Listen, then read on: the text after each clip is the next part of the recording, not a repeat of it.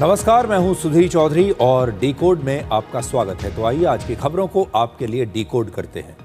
Iran युद्ध अब एक ऑयल वॉर में बदल चुका है।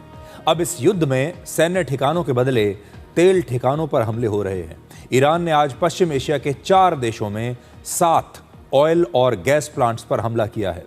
ईरान ने कतर में दुनिया के सबसे बड़े LNG एक्सपोर्ट सेंटर पर मिसाइल से हमला किया और सबसे चिंता की बात यह है कि भारत अपना 40% LNG यहीं से लेता है।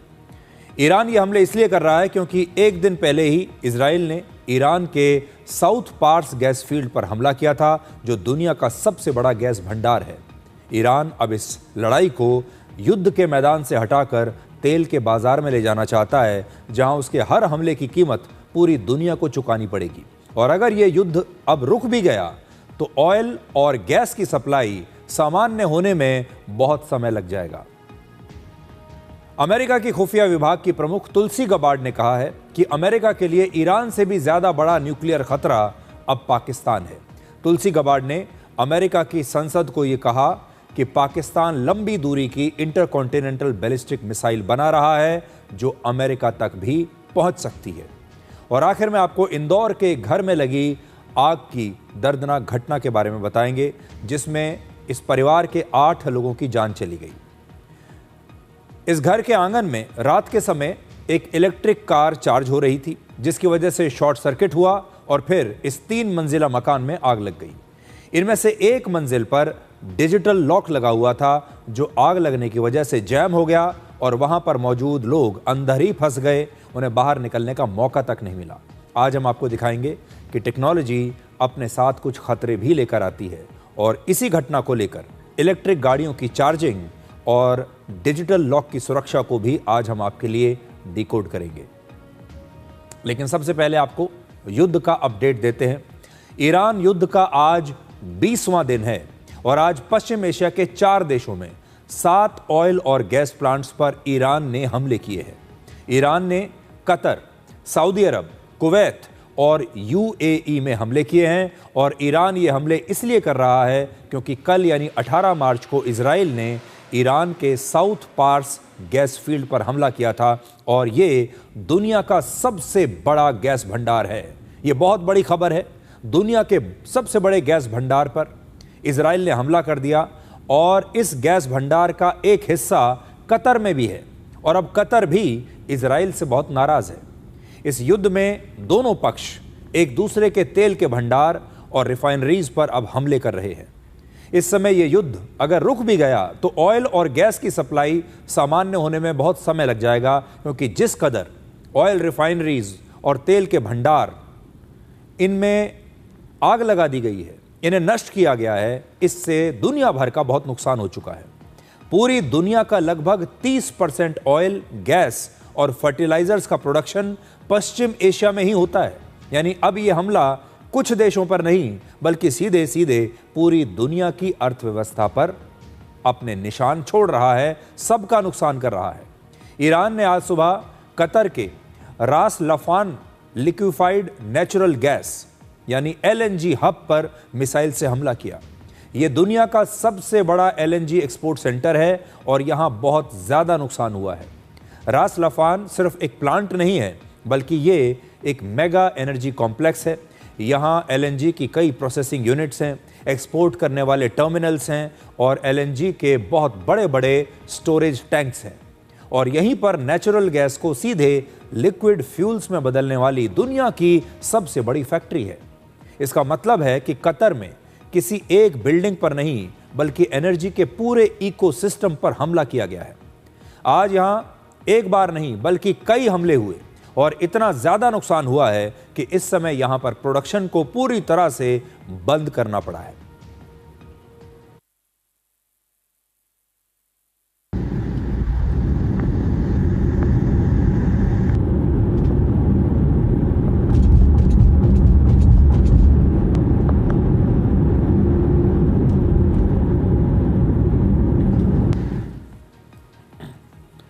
अब जरा आप मानचित्र पर देखिए कि ये LNG हब कतर में कहां पर है।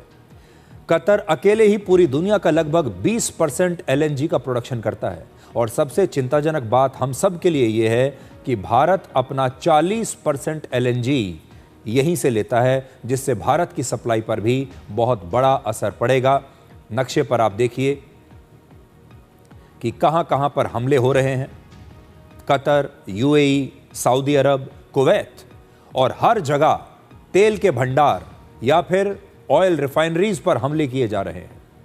अब से थोड़ी देर पहले कतर के प्रधानमंत्री ने कहा है कि ईरान के लोगों के साथ कतर का एक पुराना साझा इतिहास रहा है और कतर यह नहीं चाहता कि ईरान के साथ उसके संबंध खराब हों। ईरान ने कतर की तरह सऊदी अरब में भी 2 ऑयल रिफाइनरीज पर हमला किया है और सऊदी अरब की राजधानी रियाद के पास एक ऑयल रिफाइनरी पर ईरान ने ड्रोन से हमला किया। सऊदी अरब ने ईरान की 8 बैलिस्टिक मिसाइल्स के साथ कई ड्रोन्स को भी हवा में ही मार गिराने का दावा किया है। यानी ये हमला और भी बड़ा हो सकता था, लेकिन सऊदी अरब के एयर डिफेंस सिस्टम ने ज़्यादातर मिसाइल्स को और ड्रोन्स को हवा में ही रोक लिया, लेकिन उसके बावजूद ये हमला हो गया।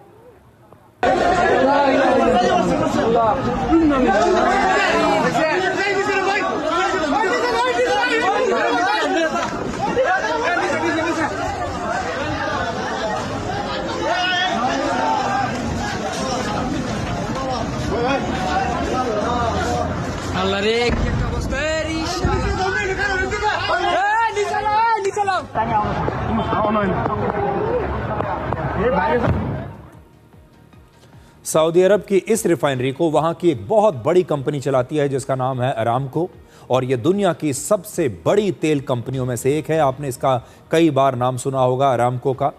ये दुनिया की सबसे बड़ी तेल कंपनियों में से एक है और इसी कंपनी के पास दुनिया के सबसे ज्यादा और बड़े तेल भंडार भी हैं।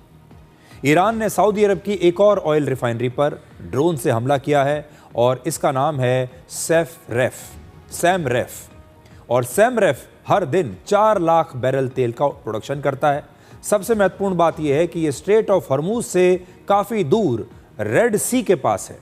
आप मानचित्र पर इस ऑयल रिफाइनरी की लोकेशन भी देख सकते हैं और इस समय यहां से बिना किसी रुकावट के पूरी दुनिया में तेल की सप्लाई हो रही थी। यानी यह सऊदी अरब का एक बैकअप रूट है। लेकिन ईरान ने यहां पर भी हमला करके दुनिया को यह बता दिया है कि पश्चिम एशिया में अब कोई भी ऑयल रिफाइनरी सुरक्षित नहीं है और पश्चिम एशिया में जो खाड़ी देश हैं और वो देश जो अमेरिका का साथ दे रहे हैं, अब उनका कोई भी तेल भंडार, उनकी कोई भी ऑयल रिफाइनरी सुरक्षित नहीं है। वो हर तेल भंडार को, हर ऑयल रिफाइनरी को नष्ट कर देंगे।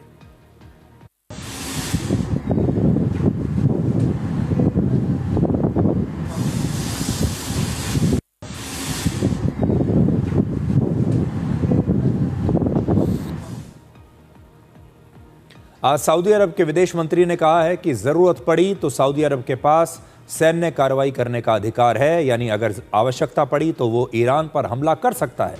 लेकिन अभी तक पश्चिम एशिया के किसी भी देश ने ईरान पर सीधे सीधे कोई हमला नहीं किया है। Will backfire politically, will backfire, I believe, morally, and certainly, as we have stated quite clearly, we have reserved the right to take military actions if deemed necessary. And if the time comes, the leadership of the kingdom will take the necessary decision. We will not shy away from protecting our country and our economic resources. Saudi Arab में जो हमला हुआ वो आपने देख लिया। इसके बाद कुवैत में भी 2 ऑयल रिफाइनरीज पर ईरान ने हमला किया है, जिसके बाद वहां पर भीषण आग लग गई। ये तस्वीरें देखिए।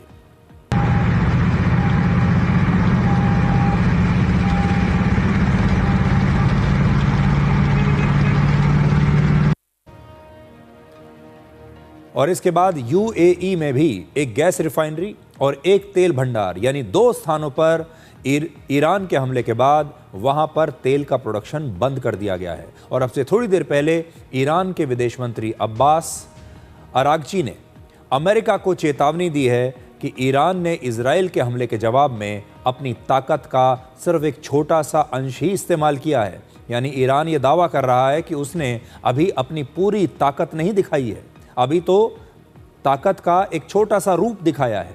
ईरान के विदेश मंत्री ने यह भी कहा कि अगर फिर से ईरान के गैस भंडार पर हमला किया गया तो ईरान की सेना अब आगे और संयम नहीं बरतेगी। तो आप ये देख लीजिए कि इस समय जो आज की खास बात है वो ये है कि ये जो ईरान का युद्ध है अब ये तेल के भंडार तक पहुंच गया है और ईरान ने खाड़ी देशों के तेल भंडारों पर हमला करना शुरू कर दिया है, ऑयल रिफाइनरीज पर हमला करना शुरू कर दिया है और इससे न सिर्फ इन खाड़ी देशों का नुकसान हो रहा है, पूरी दुनिया का नुकसान हो रहा है। अब आपको ये बताते हैं कि ईरान ने इन 4 देशों के ऑयल और गैस प्लांट्स पर हमले क्यों किए हैं। कल आपको याद होगा इजराइल ने ईरान के साउथ पार्स गैस भंडार पर हमला किया था, जिसके बाद वहां पर आग लग गई और ईरान का बहुत ज्यादा नुकसान हुआ है। तस्वीरें अपने आप आपको बता देंगी।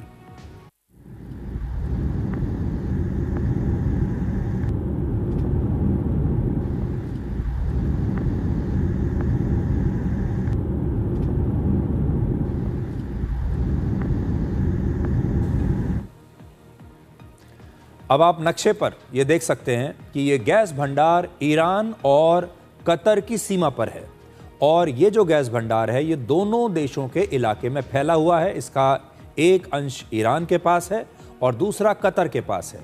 ईरान के इलाके में इस गैस भंडार का नाम है साउथ पार्स और कतर के इलाके में इसका नाम है नॉर्थ डोम। ये दुनिया का सबसे बड़ा गैस भंडार है, आप देखिए इस नक्शे में, जिसमें लगभग 51 ट्रिलियन क्यूबिक मीटर्स गैस मौजूद है। यानी पूरी दुनिया के कुल गैस भंडार का लगभग 20% यहीं पर मौजूद है। और अगर दुनिया सिर्फ इसी गैस भंडार का इस्तेमाल करे तो ये 13 वर्षों तक पूरी दुनिया को गैस की सप्लाई कर सकता है अकेले अपने दम पर। इसलिए इस गैस भंडार पर हमला दुनिया के लिए एक बहुत बड़ा संकट है, यह दुनिया के लिए एक बहुत बड़ी खबर है। इसके बाद अमेरिका के राष्ट्रपति डोनाल्ड ट्रंप ने इजराइल के हमले पर दोनों देशों के बीच एक बीच बचाव कराने की कोशिश की है। उन्होंने सोशल मीडिया पर लिखा कि अमेरिका को इजराइल के इस हमले की कोई जानकारी नहीं थी और अब इजराइल ईरान के और किसी गैस भंडार पर हमला नहीं करेगा। और अमेरिका के रक्षा मंत्री पीट हेग्सेथ ने भी कहा है कि आज अमेरिकी सेना अपना अब तक का सबसे बड़ा हमला ईरान पर करने वाली है। And again today will be the largest strike package yet, just like yesterday was. As I've said from day one, our capabilities continue to build, Iran's continue to degrade. We're hunting and striking death and destruction from above. Iran's air defenses flattened. Iran's defense industrial base, the factories, the production lines that feed their missile and drone programs being overwhelmingly destroyed.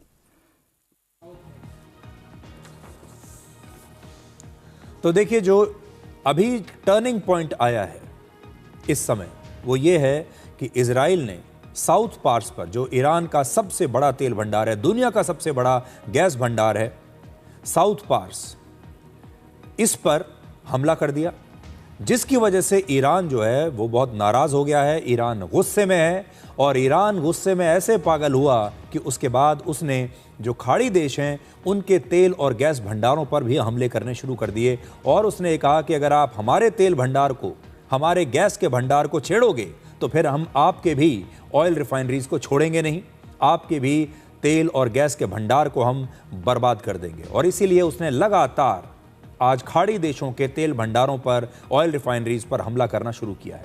लेकिन इस सब कुछ शुरू हुआ Israel की तरफ से, जब इजराइल ने ईरान के इतने बड़े गैस भंडार पर हमला कर दिया।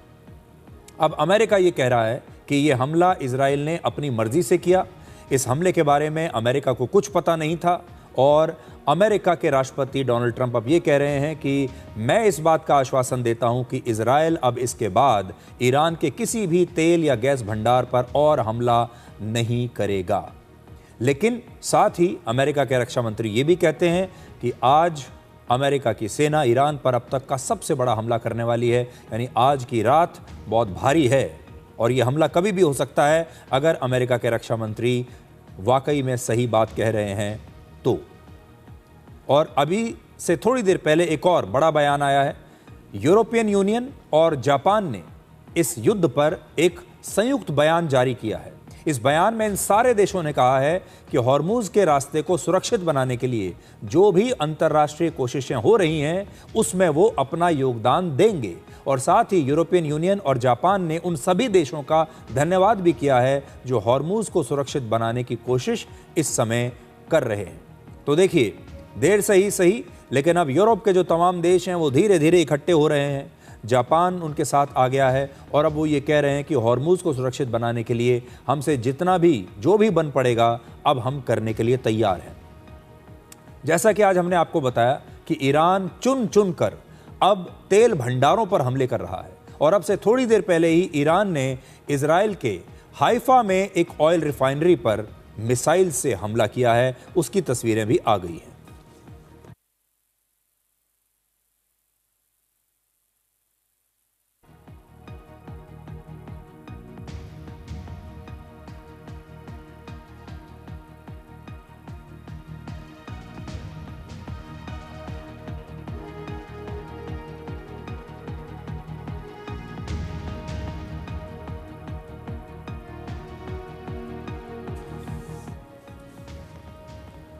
अमेरिका के राष्ट्रपति ट्रंप भले ही ये दावा कर रहे हों कि वो ईरान के साउथ पार्ट्स पर इजराइल के हमले से नाराज़ हैं और उन्हें इस हमले के बारे में कोई जानकारी नहीं थी, लेकिन अंतर्राष्ट्रीय न्यूज़ एजेंसी रॉयटर्स का ये दावा है कि अमेरिका ने ही इस हमले में इजराइल की मदद की थी। इधर प्रधानमंत्री मोदी ने आज ईरान युद्ध पर फ्रांस, ओमान, जॉर्डन और मलेशिया के राष्ट्र प्रमुखों से बातचीत की है। प्रधानमंत्री मोदी ने फ्रांस के राष्ट्रपति इमैनुअल मैक्रों से भी पश्चिम एशिया के हालात पर आज चर्चा की है और प्रधानमंत्री मोदी ने इसके बारे में सोशल मीडिया पर लिखा कि तनाव को कम करने के लिए बातचीत और कूटनीति के रास्ते पर लौटना बहुत ज़रूरी है। दोनों देश दुनिया में शांति और स्थिरता के लिए आपसी सहयोग जारी रखेंगे। इसके बाद राष्ट्रपति मैक्रों ने भी इसके जवाब में सोशल मीडिया पर लिखा कि भारत और फ्रांस मिलकर काम कर रहे हैं ताकि इस इलाके में तनाव कम हो सके और शांति लाने की कोशिशों में बातचीत और कूटनीति को सबसे आगे रखा जाए। बड़ी बात यह है कि प्रधानमंत्री मोदी दुनिया के उन बहुत ही गिने चुने नेताओं में से एक हैं जो दोनों पक्षों से बात करते हैं, जो आज अमेरिका से भी बात कर सकते हैं, जो ईरान के साथ भी बातचीत करते हैं और इजराइल के प्रधानमंत्री बेंजामिन नेतन्याहू के भी वो बहुत करीबी दोस्त हैं। उनकी ईरान से भी दोस्ती है, इजराइल से भी दोस्ती है और अमेरिका के राष्ट्रपति डोनाल्ड ट्रंप के साथ भी उनके संबंध अच्छे हैं। तो वो चाहें तो इसमें भारत एक बहुत बड़ी मध्यस्थता कर सकता है और इसी प्रकार से भारत के जो संबंध हैं खुद प्रधानमंत्री मोदी के खाड़ी देशों के तमाम राष्ट्राध्यक्षों के साथ बहुत अच्छे और मधुर संबंध हैं। इसलिए अगर कोई ऐसा नेता है जो इन सारे लोगों से, सब पार्टियों से एक साथ बात कर सकता है तो वो भारत के प्रधानमंत्री मोदी हैं और शायद इसीलिए भारत के प्रधानमंत्री लगातार इन देशों के प्रधानमंत्रियों से, राष्ट्रपति से लगातार बात कर रहे हैं और आज उन्होंने फ्रांस के राष्ट्रपति से भी बात की है, ये देखने के लिए कि ये सारे देशों के साथ मिलकर कैसे भारत भी एक शांति का रास्ता निकाल सकता है। अब देखिए, जब ईरान का युद्ध शुरू हुआ था तो अमेरिका ने इसका नाम दिया था ऑपरेशन एपिक फ्यूरी। हिंदी में इसका मतलब है एक शक्तिशाली और ऐतिहासिक सैन्य अभियान। लेकिन अब हालात ऐसे बन रहे हैं कि ये ऑपरेशन कहीं एपिक फेल्योर में ना बदल जाए, इसका नाम कहीं ऑपरेशन एपिक फेल्योर ना रखना पड़े और इसका मतलब होगा ट्रंप के लिए एक ऐतिहासिक असफलता। अमेरिका के राष्ट्रपति ट्रंप ने जितना सोचा था ये युद्ध उससे भी कहीं ज्यादा खतरनाक और अनिश्चित हो चुका है। अमेरिका और इजराइल ने इस युद्ध में ईरान के 15,000 से ज्यादा ठिकानों पर हवाई हमले किए, लेकिन इतने हमलों के बाद भी ईरान खत्म होने की बजाय, कमजोर होने की बजाय और खतरनाक होता जा रहा है और यही इस युद्ध का सबसे बड़ा टर्निंग पॉइंट है और सरप्राइज भी है। राष्ट्रपति ट्रंप की सारी रणनीति इस समय फेल हो रही है और वो ईरान को कंट्रोल करने में अभी तक असफल रहे हैं। युद्ध के पहले ही दिन जब ईरान के सुप्रीम लीडर अली खामेनेई के साथ ईरान के रक्षा मंत्री, उनके रेवोल्यूशनरी गार्ड के चीफ और ईरान के सेना प्रमुख सहित कई बड़े बड़े लीडर्स मारे गए तो अमेरिका को इस युद्ध में अपनी जीत का भ्रम पहले दिन ही हो गया। अब तक अमेरिका ईरान के 40 बड़े लीडर्स और आर्मी कमांडर्स को मार चुका है और इनमें ईरान के सिक्योरिटी चीफ अली लारिजानी भी शामिल हैं, जो कि एक बहुत बड़ा कैच है इजराइल और अमेरिका के लिए। युद्ध के 3 हफ्तों के बाद अब अमेरिका की गलतफहमियां धीरे धीरे दूर हो रही हैं, क्योंकि युद्ध के 20 दिन बाद भी न तो ईरान के हमले रुक रहे हैं और न ही ईरान में कोई सत्ता परिवर्तन हुआ है। इसका एक कारण यह है कि अकेले हवाई हमले करने से ही किसी देश पर कब्जा करना आसान नहीं है और इतिहास में ऐसा कभी नहीं हुआ कि सिर्फ हवाई हमलों के बल पर किसी भी देश में या तो सत्ता परिवर्तन हो गया हो या किसी देश का कब्जा हो गया हो। इसलिए बड़ा पॉइंट जो है वो ये है कि हवाई हमले काफ़ी नहीं हैं। हवाई हमलों से ईरान का कुछ नहीं बिगड़ रहा। ईरान की लीडरशिप कमज़ोर ज़रूर हुई है और उनकी सेना पर दबाव भी है, लेकिन इसके बावजूद वहाँ की व्यवस्था आज भी मजबूती से खड़ी है और एक नेता या एक आर्मी जनरल के जाने के बाद उसका दूसरा उत्तराधिकारी तुरंत काम संभाल लेता है, जिससे पता चलता है कि ईरान की सत्ता और वहाँ की व्यवस्था में कितनी गहराई है। इस दौरान अमेरिका और इजराइल की उम्मीदें ईरान के अंदर विद्रोहियों पर भी टिकी हुई थी। उन्हें लगता था कि ईरान की असंतुष्ट जनता ही वहाँ की सत्ता को उखाड़ फेंकेगी और अगर वहाँ पर सिविल वॉर हुआ तो अमेरिका का काम और भी आसान हो जाएगा। तो अमेरिका ने यह सोचा था कि जैसे ही वो हमला करेंगे, ईरान में जो जनता परेशान बैठी है वो विद्रोह कर देगी, सिविल वॉर हो जाएगा और वो खुद ही अपनी सरकार को उखाड़ फेंकेगी। लेकिन ऐसा विद्रोह ईरान में नहीं हुआ। अब अमेरिका अपनी रणनीति में बदलाव कर रहा है और हो सकता है कि अमेरिका जल्द ही ईरान की जमीन पर अपनी सेना को उतार दे।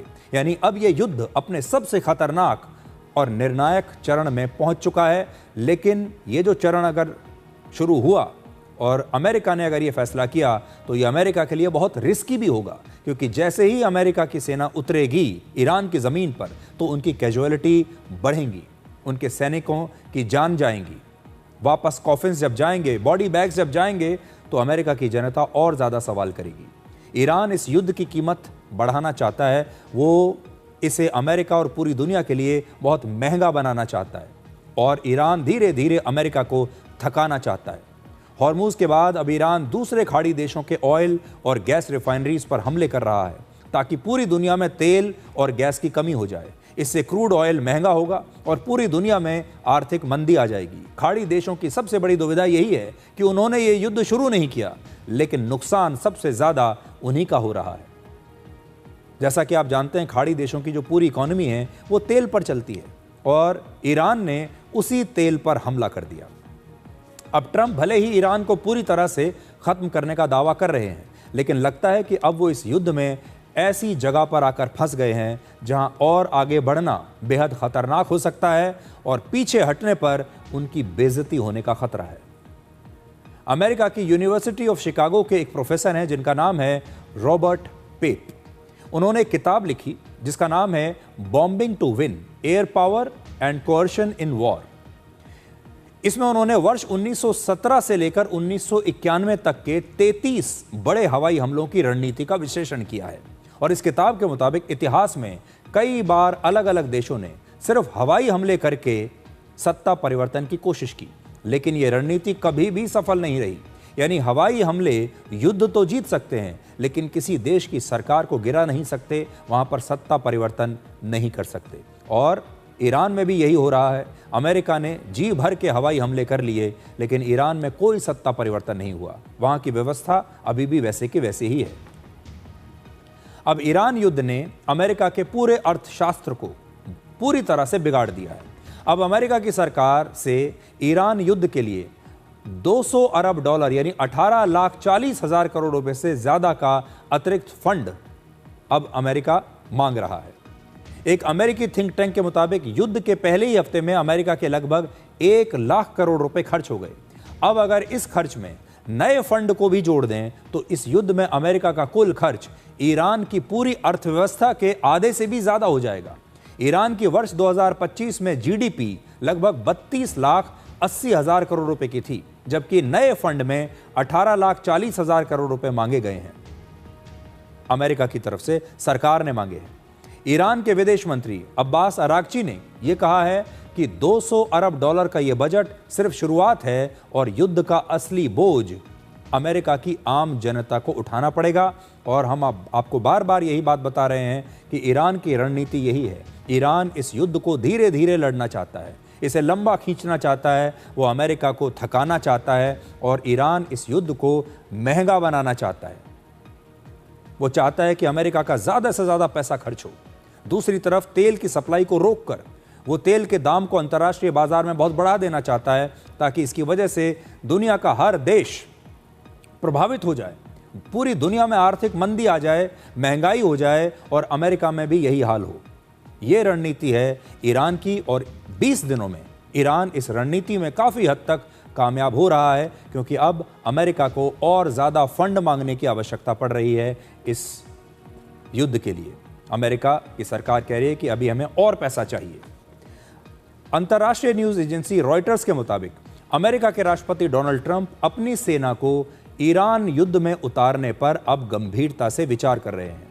अमेरिका के मीडिया का यह दावा है कि अमेरिका ने लगभग 2200 सैनिकों की एक यूनिट को पश्चिम एशिया की तरफ भेज दिया है और अमेरिका की सेना का नाम है यूनाइटेड स्टेट्स मरीन कोर।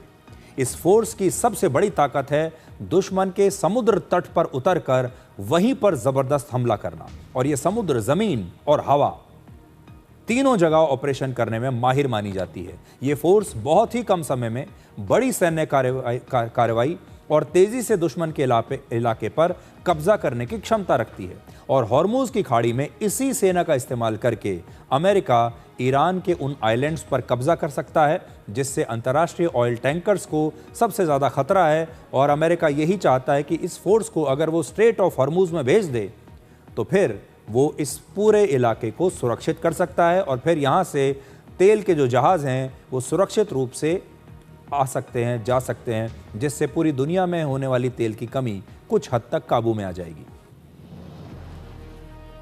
अब हम ईरान युद्ध में गेम ऑफ ड्रोन्स को आपके लिए डिकोड करेंगे। ये जो पूरा खेल है ये ड्रोन्स का खेल है। इसी की मदद से ईरान लगातार ऑयल रिफाइनरीज पर सटीक हमले कर रहा है। लेकिन क्या आप जानते हैं कि ईरान अपने शाहिद ड्रोन से अमेरिका के सैन्य ठिकानों पर इतने सटीक हमले कैसे कर पा रहा है? ईरान के जो हमले हैं ये रुक नहीं रहे, खतरनाक हमले हैं और ईरान जहां चाह रहा है सीधे उसी निशाने पर ये हमले होते हैं। तो ये सब कैसे संभव है? दुनिया के ज़्यादातर पारंपरिक एयर डिफेंस सिस्टम्स लगभग 2500 किलोमीटर प्रति घंटे की रफ्तार से उड़ान भरने वाले फाइटर जेट्स या उतनी ही स्पीड से आने वाली मिसाइल्स का पता लगाने और उसे मार गिराने के लिए बने हैं। लेकिन जब धीमी रफ्तार से कोई ड्रोन आता है, जैसे ईरान के ये शाहिद ड्रोन्स बहुत धीमी रफ्तार से आते हैं, और जब ये ऐसा होता है तो ये अक्सर ऐसे डिफेंस सिस्टम्स को चकमा दे देते हैं, क्योंकि ये सारे डिफेंस सिस्टम्स बने ही इसलिए हैं कि ये तेज़ रफ्तार से आने वाली मिसाइल्स को मार सकें।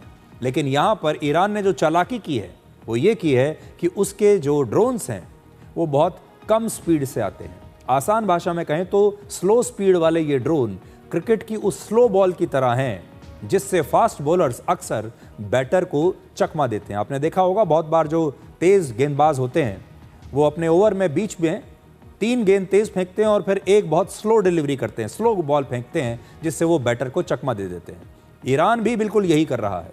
ईरान के इस ड्रोन की रफ्तार सिर्फ 180 किलोमीटर प्रति घंटा है, सिर्फ 180 किलोमीटर, और ये अक्सर ज़मीन के बहुत नज़दीक उड़ान भरते हैं। इसे कॉम्पोजिट मटेरियल से बनाया जाता है जिसकी वजह से इसका रेडार सिग्नेचर भी बहुत कम होता है। रेडार सिग्नेचर का मतलब यह है कि किसी वस्तु को कोई रेडार कितनी आसानी से देख सकता है, पकड़ सकता है।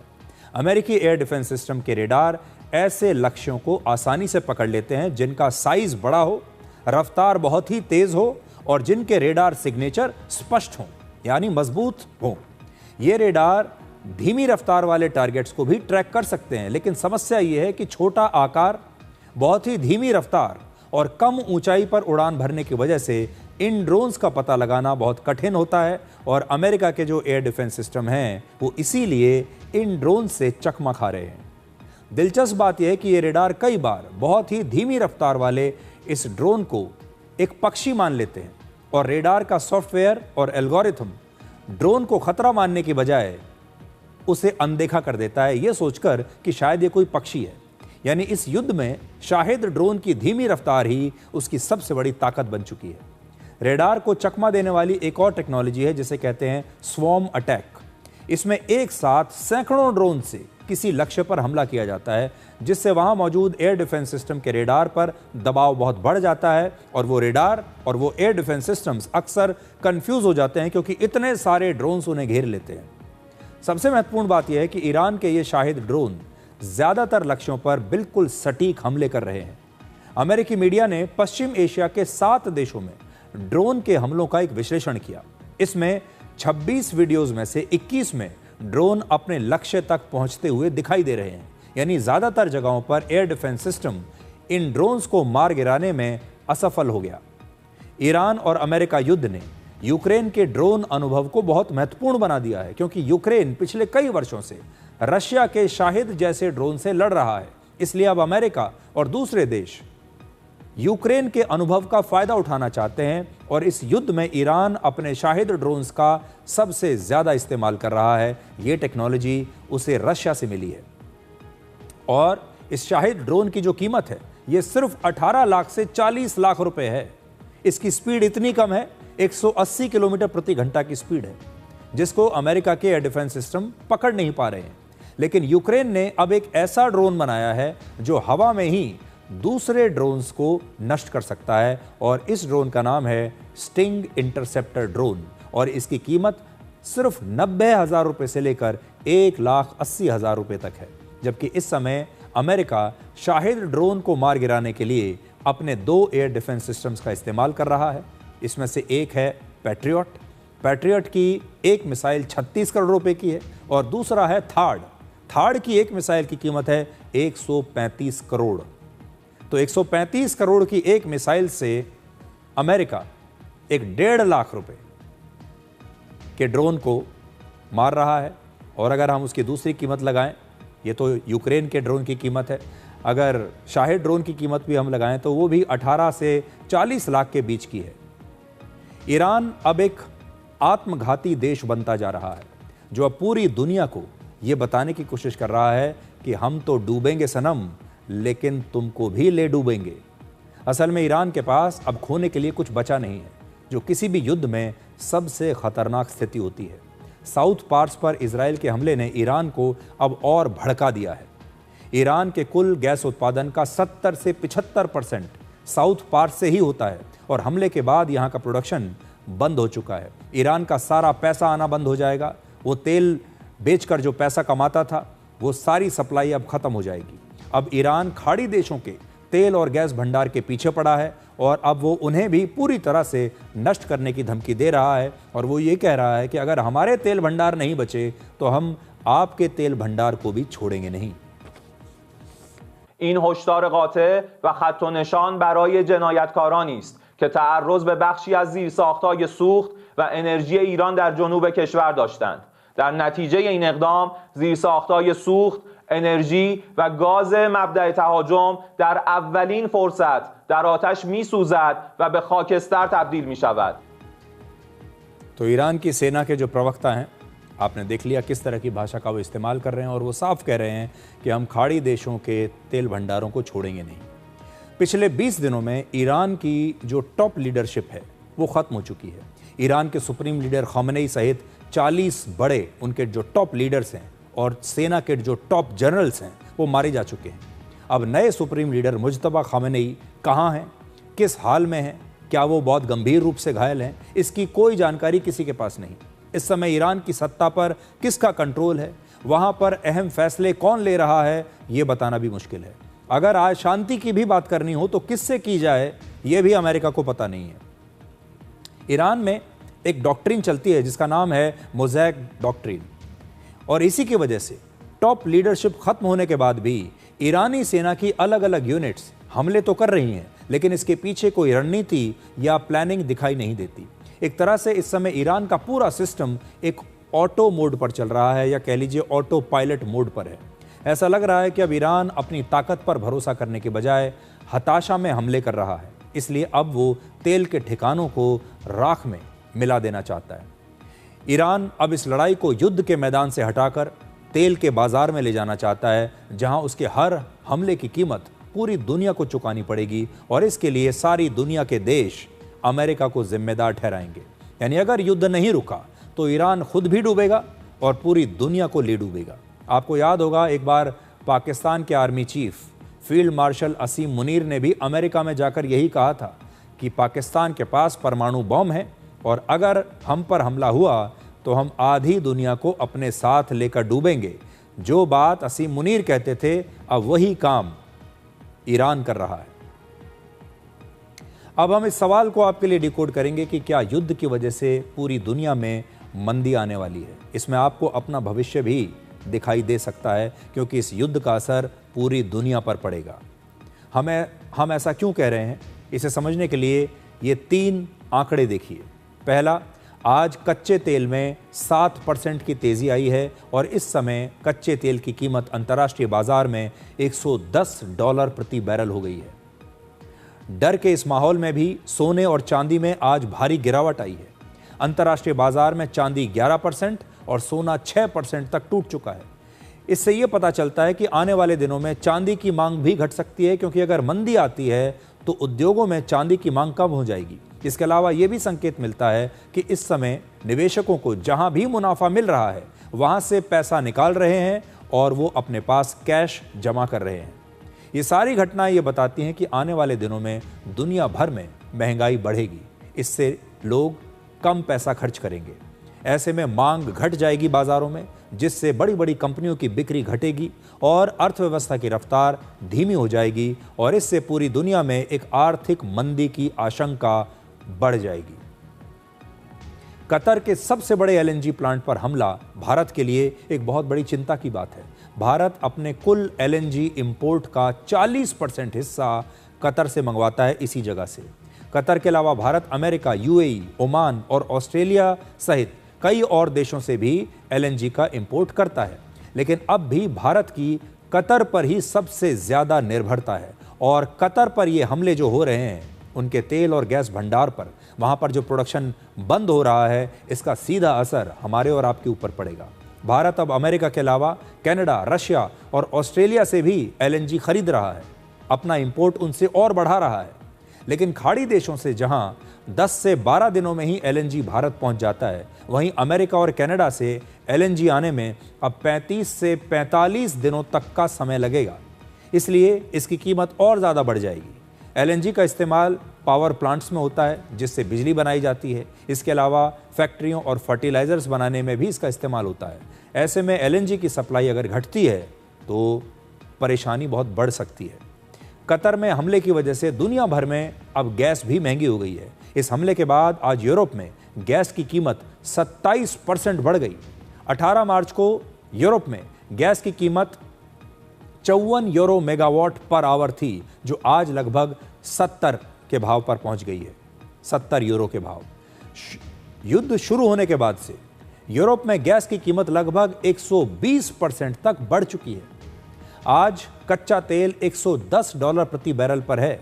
लेकिन हमारे देश के लिए चिंता की बात इससे भी ज्यादा है, क्योंकि 18 मार्च को इंडियन क्रूड बास्केट की कीमत बढ़कर $146 प्रति बैरल तक हो गई। भारत अलग अलग देशों से कच्चा तेल खरीदता है और इन सभी देशों से खरीदे गए तेल की कीमतों का जब औसत मिलाया जाता है और औसत मिलाकर जो कीमत निकलती है उसे इंडियन क्रूड बास्केट कहते हैं। अब युद्ध की वजह से इंडियन क्रूड बास्केट पर क्या असर पड़ा है, इसे आप समझिए आंकड़ों से। पिछले साल अप्रैल से लेकर इस साल फरवरी तक इंडियन क्रूड बास्केट में कच्चे तेल की औसत कीमत लगभग $66 प्रति बैरल थी। 66। इन 11 महीनों में इसकी अधिकतम कीमत पिछले साल जुलाई में $71 तक पहुंची थी। 66 से सिर्फ 71 तक गई थी। लेकिन युद्ध शुरू होने के बाद मार्च में इंडियन क्रूड बास्केट में कच्चे तेल की औसत कीमत बढ़कर $114 प्रति बैरल हो गई और यह पिछले 11 महीनों के औसत से 71% ज्यादा है। लेकिन इस समय इसकी कीमत लगभग $147 प्रति बैरल पर पहुंच गई है, जो पिछले 11 महीनों के औसत के मुकाबले दुगने से भी ज्यादा है। इससे साफ संकेत मिलता है कि कच्चे तेल की बढ़ती कीमतों से आने वाले दिनों में न सिर्फ हमारे देश में बल्कि पूरी दुनिया में भी पेट्रोल और डीजल के दाम बढ़ सकते हैं।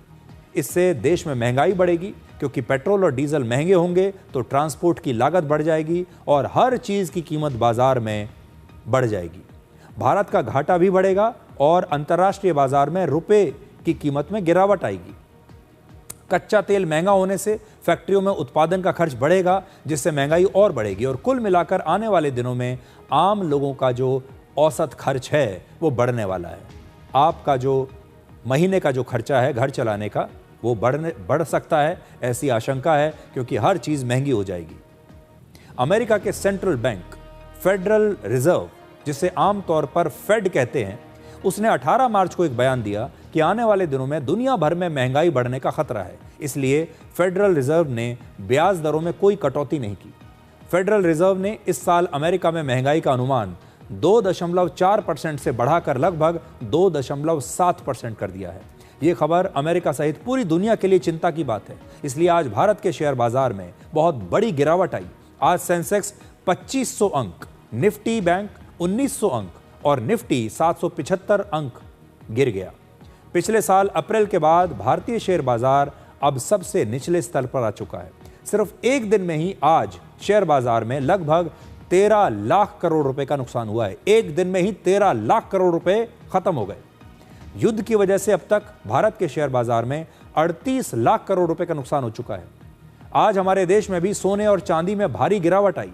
आज चांदी में 26,000 रुपए की गिरावट आई और एक समय में इसकी कीमत 2,22,000 रुपए प्रति किलो तक पहुंच गई थी, जबकि सोने में आज 9,000 रुपए की गिरावट आई है और आज 10 ग्राम सोने की कीमत 1,44,000 रुपए है।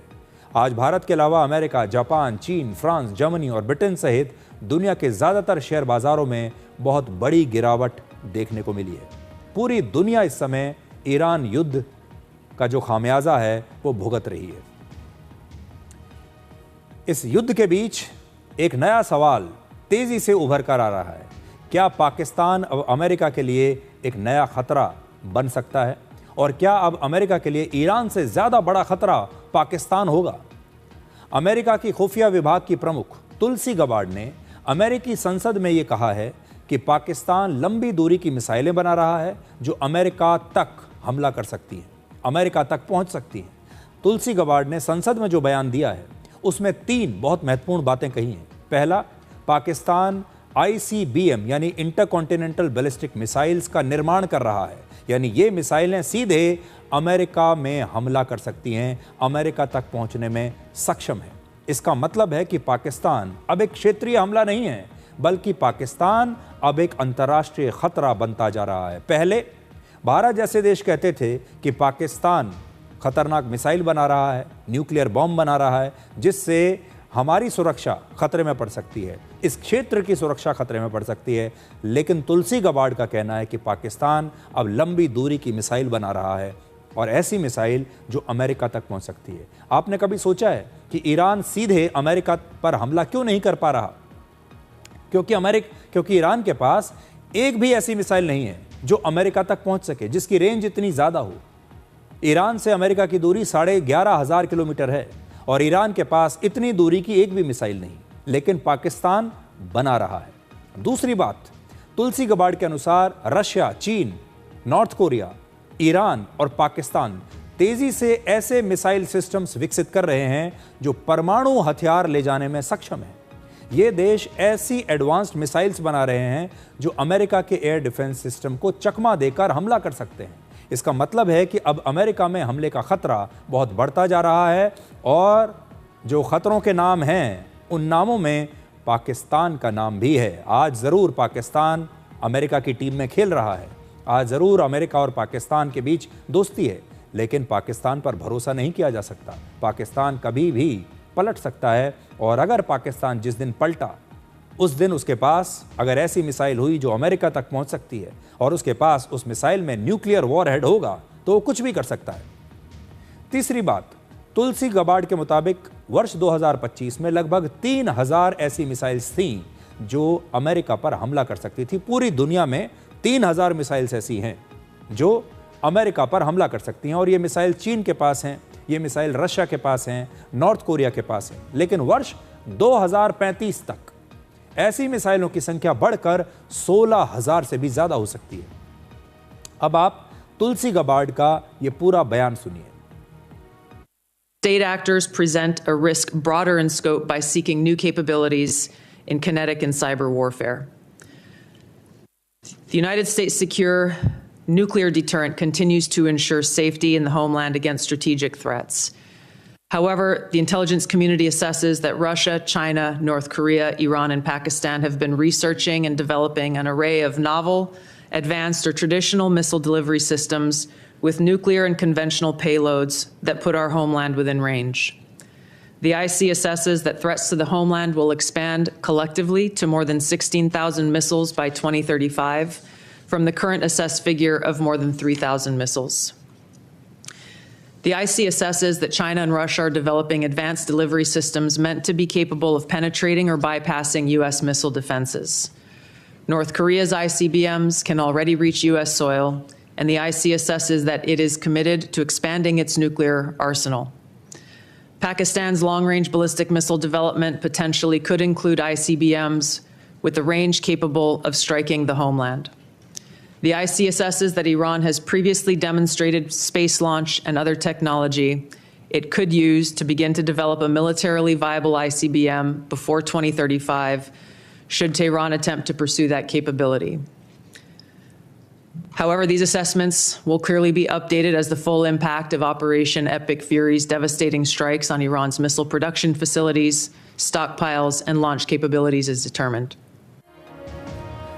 अब जो खबर मैं आपको दिखाने वाला हूं, ये खबर वैसे तो कल की है, 18 मार्च की है। ये खबर हम आपको कल ही दिखाना चाहते थे, लेकिन कल समय की कमी के कारण ये खबर आपको दिखा नहीं पाए। लेकिन ये खबर इतनी महत्वपूर्ण है कि हम आज भी आपको ये खबर दिखाना चाहते हैं, ताकि आप सब सचेत हो सकें। 18 मार्च को मध्य प्रदेश के इंदौर शहर में एक घर में आग लगने की वजह से 8 लोगों की मौत हो गई। वैसे तो देश में आग लगने की खबरें आप अक्सर देखते रहते हैं, सुनते रहते हैं, लेकिन यह मामला बिल्कुल अलग है। इसलिए आज हम इस खबर का विश्लेषण आपके लिए कर रहे हैं। 18 मार्च की सुबह लगभग 4 बजे, सुबह 4 बजे 65 साल के मनोज पुगलिया नाम के एक व्यक्ति के घर पर यह आग लग गई। मनोज पुगलिया की इलेक्ट्रिक कार उनके घर के ही अंदर उनके आंगन में पार्क्ड थी और वहीं पर रात भर उसकी चार्जिंग हो रही थी। इसी दौरान गाड़ी के अंदर शॉर्ट सर्किट हो गया और उसकी वजह से पूरे मकान में आग लग गई। आग थोड़ी ही देर में 3 मंजिला मकान में फैल गई। मकान के 3 मंजिल थे और आग की वजह से घर में रखे सिलेंडर और फ्रिज में भी जोरदार धमाका हुआ। सिलेंडर भी फट गया और इस आग की वजह से घर के एक फ्लोर का दरवाजा लॉक हो गया, क्योंकि इस दरवाजे पर एक डिजिटल लॉक लगा हुआ था जो जैम हो गया। इस दौरान परिवार के 8 लोग अंदर फंस गए, जिनमें बच्चे भी शामिल थे, और उन सभी की अंदर फंसे रहते हुए ही मौत हो गई। बाहर निकलने का मौका ही नहीं मिला। हालांकि इस हादसे में 3 अन्य लोगों को घर के दूसरे रास्ते से बचा लिया गया। एक इलेक्ट्रिक व्हीकल जो कार है वो चार्जिंग पे लगी हुई थी, चार्जिंग घर के बाहर, वहीं से वो एक्सप्लोजन हुआ है और कार और उस पॉइंट से आग जो है वो स्प्रेड होना शुरू हुई है, घर के अंदर पहुंची है। और क्योंकि ऐसा प्रतीत होता है प्राइमरी एस्टिमेशन में कि इलेक्ट्रॉनिक लॉक्स रहेंगे, जिससे कि दरवाजे जो पावर कट हो जाता है उससे वो दरवाजे लॉक रहेंगे जो बंद हो गए होंगे, और उसमें कई चैनल गेट वगैरह भी हमें ऊपर से आके उसको तोड़ने पड़े हमारी टीमों को। उसके बाद उन लोगों ने अंदर उसमें प्रवेश किया है। इस खबर को आप ध्यान से सुनिएगा, क्योंकि ये घटना सिर्फ एक हादसा नहीं है, बल्कि आधुनिक सुविधाओं के साथ, नई नई टेक्नोलॉजी के साथ छिपे खतरे से भी आपको अलर्ट करती है। हमारे देश में इस समय लगभग 57 लाख इलेक्ट्रिक व्हीकल्स हैं और पिछले कुछ वर्षों में इनकी बिक्री और इस्तेमाल तेजी से बढ़ा है। लेकिन अभी भी हमारे देश में कई जगहों पर इलेक्ट्रिक व्हीकल्स के लिए चार्जिंग की अच्छी सुविधाएं उपलब्ध नहीं हैं। कई बार लोग इलेक्ट्रिक व्हीकल्स की चार्जिंग में जुगाड़ का इस्तेमाल करते हैं, जैसे घटिया चार्जिंग वायर, लोकल या नकली चार्जर का इस्तेमाल करते हैं, बिना किसी प्रोफेशनल इलेक्ट्रिशियन के खुद ही चार्जिंग पॉइंट बना लेते हैं, और ऐसे मामलों में आग लगने की संभावना कई बार बढ़ जाती है। इसीलिए ईवी चार्जिंग सेटअप बनाते समय आप कुछ बातों का खास तौर पर ध्यान रखिए। अगर आपके पास इलेक्ट्रिक कार है, इलेक्ट्रिक व्हीकल है कोई भी, तो पहली बात, हमेशा गाड़ी बनाने वाली कंपनी द्वारा दिया गया प्रमाणित चार्जर ही इस्तेमाल करें। चार्जिंग के दौरान अगर बैटरी बहुत गर्म हो जाए तो तुरंत चार्जिंग बंद कर दें। दूसरा, चार्जिंग पॉइंट की पुरानी इलेक्ट्रिकल वायरिंग तुरंत बदलवाएं और ईवी की क्षमता के मुताबिक नई इलेक्ट्रिक वायर लगवाएं। चार्जिंग पॉइंट जमीन से कम आधा मीटर ऊपर होना चाहिए, क्योंकि यह मोबाइल फोन की चार्जिंग जैसा साधारण काम नहीं है। तीसरा, रात भर गाड़ी की चार्जिंग ना करें और गाड़ी को लंबे समय तक चार्जिंग पर छोड़कर ना जाएं, जैसा कई बार आप अपने मोबाइल फोन के साथ करते हैं। चौथा, अगर आप किसी लंबे सफर से आए हैं तो सफर से आने के बाद 45 मिनट तक इंतजार करें कम से कम, जिससे आपकी गाड़ी की बैटरी का तापमान सामान्य हो सके। अगर गाड़ी की बैटरी बहुत गर्म है और आप आए हैं लंबे सफर से तो उसी समय चार्जिंग पर ना लगाएं। और पांचवी बात, गीले हाथों से चार्जर कभी ना छुएं और बारिश या ज्यादा नमी वाली जगह पर चार्जिंग ना करें। अगर बारिश हो रही है तब भी आपको सावधान होने की आवश्यकता है। तो एक फैक्टर इस दुर्घटना में था इलेक्ट्रिक व्हीकल की चार्जिंग, क्योंकि उसी की वजह से शॉर्ट सर्किट हुआ। अब दूसरा देखिए, इस 3 मंजिला मकान के एक फ्लोर पर डिजिटल लॉक लगा हुआ था जो जैम हो गया, जिसकी वजह से लोग अंदर ही बंद हो गए। हमारे देश में आजकल डिजिटल लॉक सुविधा और सुरक्षा का प्रतीक बन गए हैं, लेकिन इस प्रकार की आपात स्थिति में यही टेक्नोलॉजी कई बार बाधा बन सकती है, जैसे बिजली सप्लाई नहीं होने, आग लगने, बैटरी खत्म होने या सॉफ्टवेयर में कोई समस्या आने पर डिजिटल लॉक कई बार खुलते नहीं हैं और जैम हो जाते हैं। यानी डिजिटल लॉक भी पूरी तरह से सुरक्षित नहीं है। अगर डिजिटल लॉक खुद ही जैम हो जाए तब आप क्या करेंगे?